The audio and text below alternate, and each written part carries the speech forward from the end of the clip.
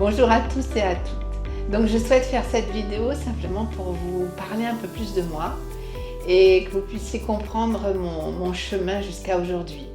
Donc moi j'ai rencontré le Seigneur à 17 ans.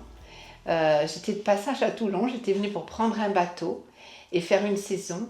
Et en fait j'ai été arrêtée sur ma route par des gens qui parlaient du Seigneur. Et il s'est passé quelque chose d'assez extraordinaire puisque rapidement j'ai fait l'expérience de la nouvelle naissance. Donc ça a été vraiment une rencontre bouleversante. Et du coup, depuis, je chemine avec le Seigneur en, en toutes circonstances, on va dire. Donc j'ai été une maman solo. J'ai j'ai élevé mon fils toute seule. Et c'est ce qui a fait certainement que j'ai eu un fardeau pour les femmes toute ma vie. Et parce que j'ai pu m'identifier en étant moi-même une maman seule face à la vie. J'étais loin de ma famille, donc, puisque moi je suis au départ de la région parisienne et je suis venue vivre dans le sud de la France. Donc j'étais aussi loin de ma famille et j'ai dû expérimenter beaucoup de choses qui font que je sais les expériences aussi qu'on peut avoir en tant que maman face aux difficultés de la vie, face aux épreuves aussi. Et comment le Seigneur s'est montré fidèle toute ma vie, dans toutes circonstances. Et il a été mon secours, mon phare, mon rocher dans toutes mes détresses et dans toutes mes joies. Donc c'est un petit peu ça que j'avais envie d'exprimer avec vous parce qu'en fait, comme je l'ai dit précédemment, j'ai toujours eu à cœur la cause des femmes. Et quel que soit ce que je vivais, il y a toujours eu des femmes sur mon chemin que le Seigneur me mettait à aider, à écouter, à, à essayer de m'y intéresser en tous les cas, malgré que j'étais une femme seule. J'ai à une époque une jeune femme, une jeune fille qui s'était retrouvée enceinte et où ses parents étaient à l'étranger et cette jeune fille ne savait pas si elle devait avorter, si elle devait garder cet enfant. La vie lui paraissait tellement compliquée. Et le fait qu'elle soit avec moi à la maison, on est resté quelques mois ensemble. Elle a décidé de garder son enfant et aujourd'hui, c'est une jeune femme qui est pleinement heureuse, qui a pris son envol depuis maintenant quelques années. Et en fait, dans la simplicité de ma vie, je me suis impliquée au gré des circonstances dans la cause des femmes. Alors, parfois des femmes comme vous et moi. Parfois, j'ai été impliquée dans des associations qui s'occupaient aussi du milieu de la prostitution.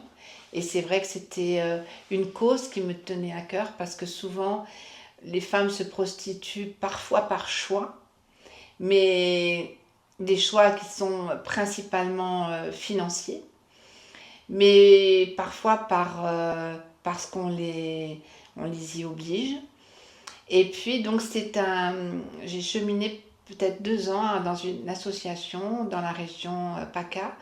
Et c'est vrai que ça m'a permis aussi d'avoir un autre regard sur le monde politique, comment on peut s'impliquer aussi et comment on peut aider ces femmes concrètement, quels sont les moyens qu'on peut apporter concrètement. Parce que j'ai toujours cru que par contre la vie chrétienne, c'était une vie de l'esprit, mais qui s'impliquait aussi bien en action et en prière et en action. C'est-à-dire que nous pensons ce que nous sommes, et nous sommes dans les actions dans lesquelles nous croyons.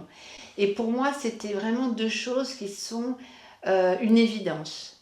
Chacun fait dans sa vie, en effet, ce qu'il peut faire. Et voilà. Mais c'est vrai que je crois profondément que les uns et les autres, euh, on agit en fonction de ce qu'on pense. Et d'ailleurs, il y a quelques années de ça, à l'époque, j'étais comment dire, impliquée dans une église locale.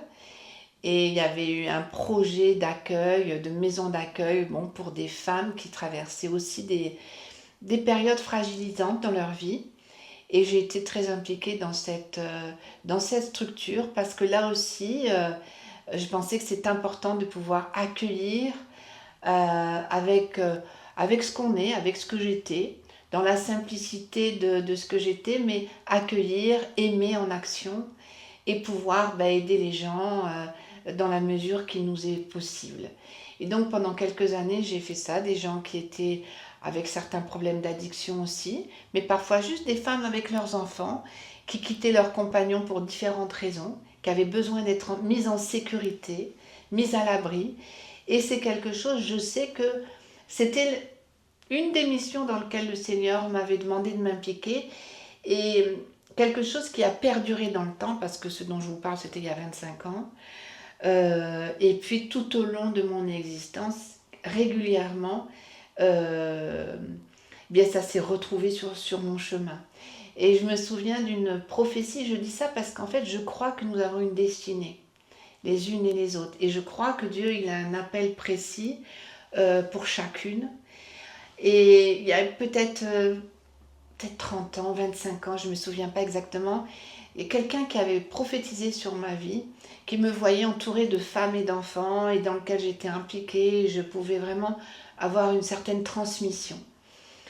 Et à l'époque, c'était rigolo parce qu'à cette époque-là, je travaillais comme une d'arrache-pied, on dira, parce que je devais, je travaillais 7 jours sur 7, donc j'avais une vie un peu, c'était la course, hein, comme beaucoup de femmes qui s'occupent de leur foyer, c'est souvent la course.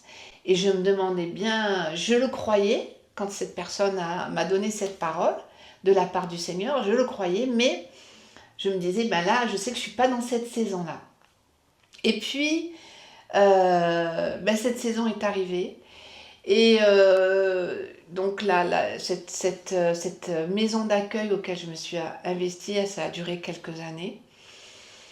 Et puis, tout au long de mon chemin, j'ai eu d'autres personnes. Il y avait une amie aussi qui avait quelqu'un dans sa famille dont c'était une situation assez tragique, dont le mari tenait prisonnière. Enfin, elle avait vraiment...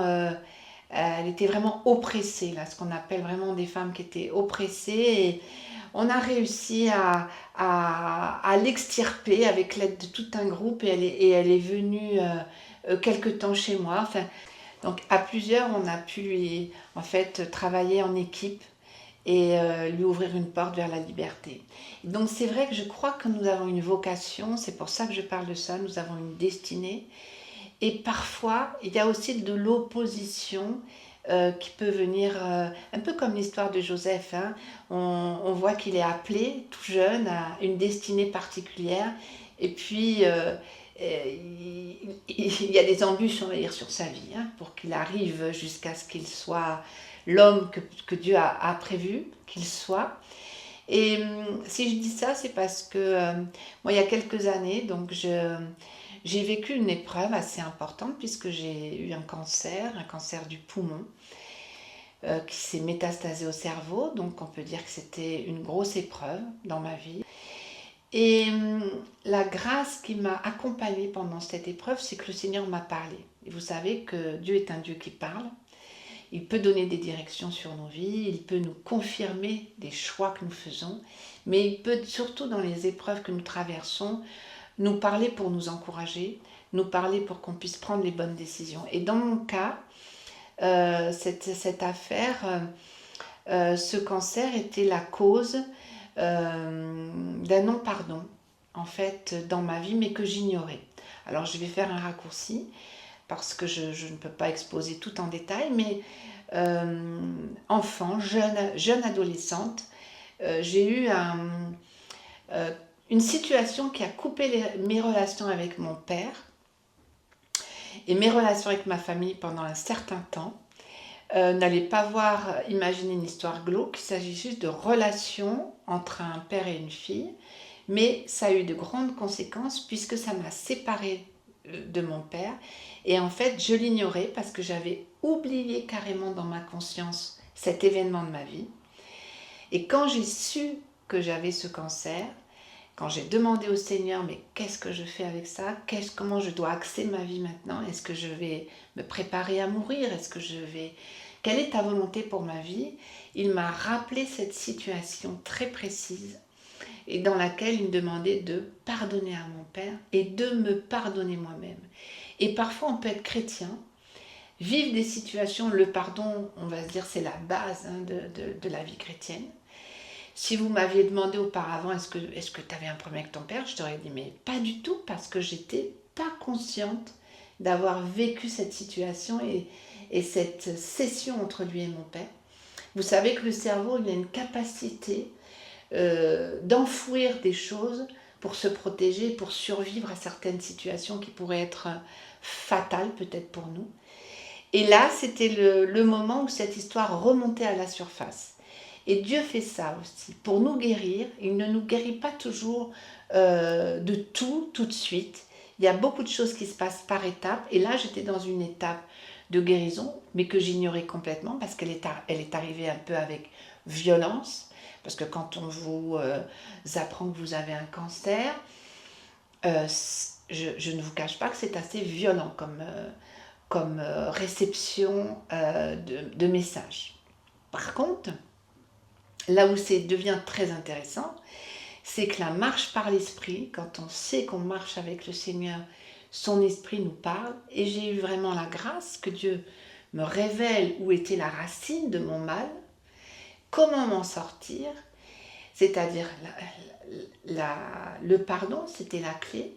Ça n'a pas empêché que je sois opérée, ça n'a pas empêché que j'ai des moments difficiles, parce que c'est une épreuve et un cancer, c'est une épreuve et ça, on ne peut pas le nier. Par contre, l'issue a été transformée. Et c'est ce qui est intéressant, c'est que quand on marche avec le Seigneur, vous connaissez cette parole qui dit « tout concourt au bien de ceux qui aiment Dieu ». Eh bien, non seulement, donc j'ai été complètement guérie, parce que j'ai eu 2 opérations, et à la suite de ça, un temps de rétablissement. J'ai fait des rayons également, un temps de rétablissement, et puis le Seigneur a continué de me parler, et il m'a dit, une fois que j'ai été rétablie, Gerline, je veux que tu réunisses des gens dans la région, des femmes dans la région, et que tu leur parles de ce que j'ai fait dans ta vie. Et en fait, je l'ai fait vraiment par obéissance. Moi, j'étais absolument pas quelqu'un qui était en position de leader.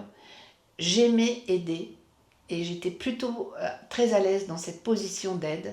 Mais quand le Seigneur m'a demandé, bien entendu, de faire ça, vous savez, avec ce que je venais de passer, je ne pouvais que obéir. Voilà. Parce que quand on sort d'une affaire comme celle-là, j'avais la conscience d'être en vie par sa grâce.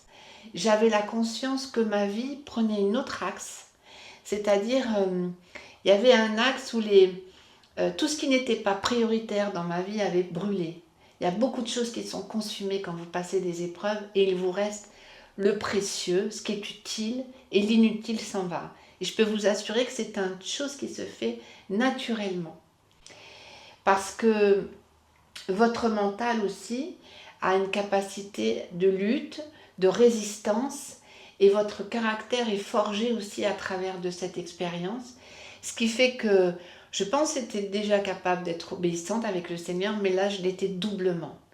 Et en fait, je voulais exposer ça parce que je crois que chacune d'entre nous a reçu un appel de la part du Seigneur, a reçu une vocation.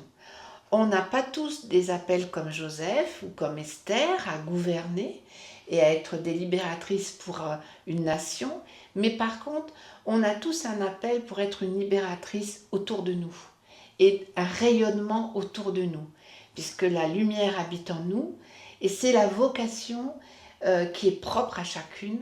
Et ensuite, on va avoir des dons spécifiques qui vont venir confirmer ce pourquoi le Seigneur nous a créés. Donc c'est vraiment cet encouragement que je voulais donner cet après-midi, aujourd'hui, sur votre cœur, dans le sens où soyons attentifs à ce que le Seigneur nous dit, soyons attentifs à ce qu'il met sur votre chemin et ce qui va déterminer vos aspirations. Parce que c'est là où le Seigneur nous attend, c'est là où le Seigneur a prévu de nous oindre. C'est-à-dire, l'onction, c'est quelque chose pour lequel il y a une évidence, pour lequel on est créé. Il n'y a pas à forcer. Même si parfois on ne se sent pas hyper compétente, mais il y a des choses qui vont venir à vous et de façon naturelle, ça va s'imposer à vous et vous allez voir que vous allez avoir une efficacité, une onction pour être une libératrice là où vous êtes. Ça peut être dans votre lieu de travail. On a chacune des compétences particulières et spécifiques. Et en fait, je voulais juste démarrer l'année 2025 en vous encourageant particulièrement pour l'année qui arrive, parce que je crois que le Seigneur, il veut, s'il y a des choses qui ne sont pas claires pour vous, il veut éclairer tout ce qui a besoin d'être éclairé afin que nous marchions ensemble, en équipe. Vous savez, j'ai fait quelques annotations dans ce que j'ai exposé. Il y a eu des situations où il fallait qu'on soit en équipe et on a fonctionné en équipe. C'est pas, il y a des choses, on va le faire seul et Dieu nous demande de fonctionner seul. Moi, dans tout ce que je fais, je fonctionne avec d'autres. J'ai des amis autour de moi, les rassemblements de femmes, il y a des gens autour de moi qui sont des aides précieuses pour moi et des coéquipières précieuses. Je n'arriverais pas à faire ce que je fais si je n'avais pas des gens chouettes et aimantes. Voilà, et c'est le cas. Et dans tout ce qu'on fait, si on veut avoir un peu d'influence, il faut aussi savoir que nous devons fonctionner les unes avec les autres, dans un état d'esprit d'amour, d'affection, de bienveillance. Voilà, je voudrais juste déposer ça aujourd'hui sur vos cœurs. Je vous dis à très vite. Je vous aime. À bientôt.